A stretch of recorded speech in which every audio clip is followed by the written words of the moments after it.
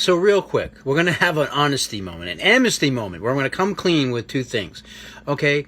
I need to kind of address two things.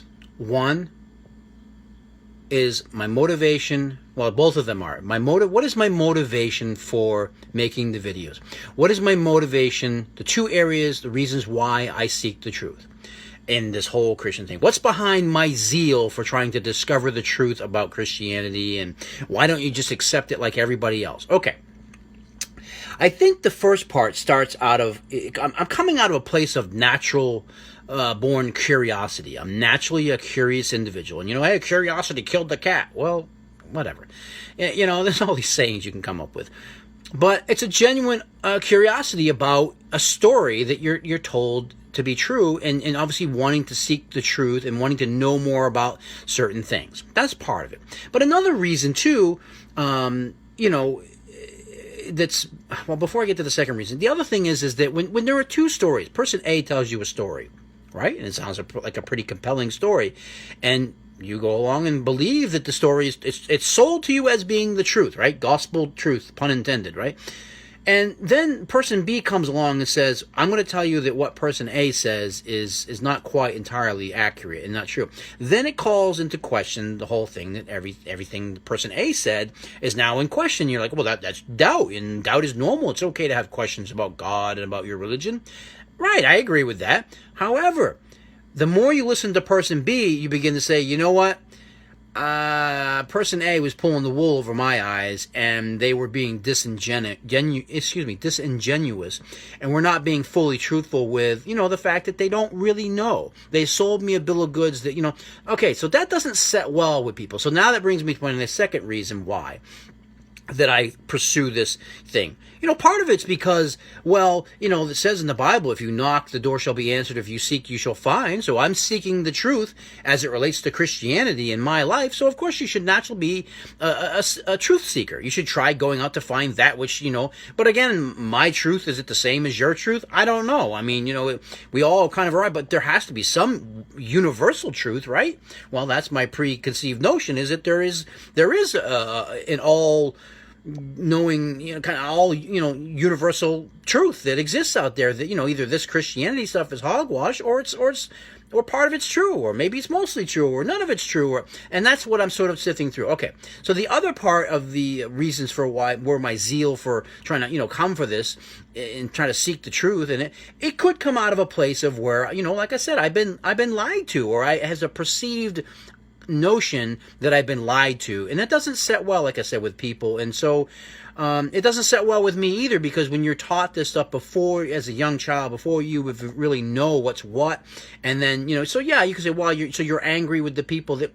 I'm not angry, but I understand maybe they were well-intentioned people, and I'm not angry with a God, if a God even exists. I'm not. That's not my motivation. My motivation is simply, like I said, based out of curiosity. But I'll admit, it could be that, hey, I feel like I was scorned because I was lied to in some way, so now I'm out on a witch hunt to try to disprove these people that sold me a bunch of lies. I mean, yeah, I have to acknowledge that that could be a strong possibility that, I'm a little disgruntled by the fact that, in Sunday school I was told that this was it, and then now you hear that there's a conflicting another story out there, or there's another explanation for things, and it calls into question everything that you were once taught as a child. And of course, as we now become an adult, we realize that, okay, well, maybe those were just good fairy tales. Maybe those were just good fables, to keep good boys and girls and make sure, keep them in line and make them behave, and in behavior modification. That was what the intent was, to get you to, well, God's watching out, and God wants you to serve him with a pure heart and don't have any impure thoughts. And it's like, if you watch that movie, The God That Wasn't There, where Brian Fleming, he does a pretty decent job, and at the tail end of it, where he goes back to the church, the Christian school that he was brought up in, and asks the question about, was it right to teach kids that, about heaven and hell, and to preach this stuff as if it's the gospel truth, that it's absolutely true, when you really don't know that it's the truth. It's a very good question, and I don't know that that's prudent. I don't know that we should teach our children that. I don't know. I think we, present it to them, but it's given to kids as if it's the actual honest truth. But those adults that tell them that, they don't know that. any more than I know that it isn't. But you say, well, if you don't know that it isn't and there's a possibility, using Pasquale's wager, you should be able to go ahead and make an educated decision. It's probably far more advantageous to believe in the Christian story that it is true than to get to heaven and find out that it's not. Well, that seems like a BS reason to believe. You believe it based on the merits of the arguments of the what Christians are presenting, and if their stuff doesn't bear out to actually be corroborated, and I don't feel that it is. So back to the two reasons, yeah, it could be that I'm a little sore about that I have a perceived notion that I've been lied to, and I'm not happy with that. So now I'm out on a witch hunt to try to disprove them. I mean, but more so, I think the reason is my genuine curiosity about the world around me and just trying to understand how all this stuff, how it all pieces together and making sense of, okay, person A said this, now person B comes and calls into question everything person A says. Now I have questions, and person A can't really satisfy. I mean, person A could come back, the Christian, and satisfactorily address, but they can't. They just have you sidestepping issues. They have them acknowledging things, but then saying, oh, well, we don't know, but we'll know when we get to heaven. And that's not a good enough answer for me. You say, well, is there anything that would be a good enough answer for you? Yes, absolutely. The answers that I get from the skeptics and from the atheists, like Dr. Price, who's not an atheist, but he's considered maybe agnostic, but, former Baptist minister turned I get agnostic, I guess, or, from Dr. Richard Carrier, those guys, and a number of other, scholarly folks out there, their arguments are way more compelling and seem to fit in line with what is what, at least in my mind, and I think in a number of other people. But for some reason, Christians are not willing to embrace it. They're just not. They're not willing to accept any naysayers. They just think, nope, you're in rebellion, and you're turning away from God. You're backslidden. You're this or that, and it's like that's not what it is. I don't have some deep dark secret I'm trying to keep from God. I'm not in rebellion and don't want to repent and just don't want to serve God. I want to know what the truth is, and I think there is absolutely nothing wrong, and Christians will even admit this, with having doubts and having questions. Well, mine go beyond all that to say that, you know what, I'm really wondering if any of this stuff is true. But for the most part, I would say I'm fairly in the camp of the skeptics and say that it's probably not true. And that what we are dealing with is, just another story about a rising and dying God that was a myth, like the Christ myth, like Bob Price wrote in his book, the Christ myth and its problems. There were a ton of problems with believing that Jesus Christ was an actual man. I mean, he could have been an actual man. It's plausible. It's not like it's impossible that there couldn't have. But when you deal with all these things that come up, where the Christian story, of Jesus falls short, and where it has so much in common with other, myths and legends before it and after it and during the time of antiquity, and it's like, come on, man.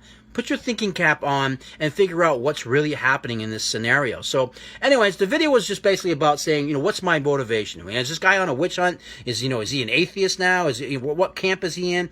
I would say agnostic. I guess I hold out hope that, that I wasn't lied to in vain, and that maybe in some small way that there'll be some shred of evidence or something when I die that will show that, it wasn't all in vain. But it very well could be, and I allow for that possibility. A lot of Christians are not willing to do that because their whole world collapses once they start to think, oh no, the Jesus story has to be true, because then if there's nothing after we die. But you got to be okay with the fact that there may not be anything, that this may be all there is, and when we die, that's it, lights out, nothing else left, and the game over, done.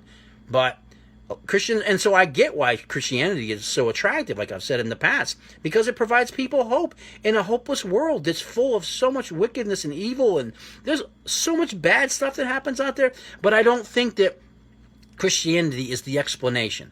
It's a nice religion. There's a lot of great wisdom in the Bible, but I think you should leave it at that instead of saying that no, it is absolutely true. And then this 2,000-year-old debate that's been going on forever, it hasn't gotten resolved yet, so it's probably not going to get resolved in my lifetime. But the naysayers' arguments, to me, seem to be very compelling. And so, like I said, I'm a person that seeks the truth. I'm a person that's, curious about the world around me. So I'm curious to see, what is this whole Christianity thing about? I was raised up in it, and now here I'm a grown man, and I'm like, all right, well, I'm looking back on this, and I'm trying to get perspective and trying to understand, I know the people didn't intentionally probably lie to me. They were probably well-intentioned people, but, they were probably misinformed, and they didn't realize that there were other stories out there. There were other competing rising and dying God stories. That Jesus' story is not, the Jesus Christ story is not original. If once you do your homework and if you're a historian and you study other religions and you look at what was going on and what was common beliefs held by other people and other cultures in there, the Jesus story is not original. And that's what I thought it was. So once you learn that it's not, then you're like, maybe I need to rethink this whole thing.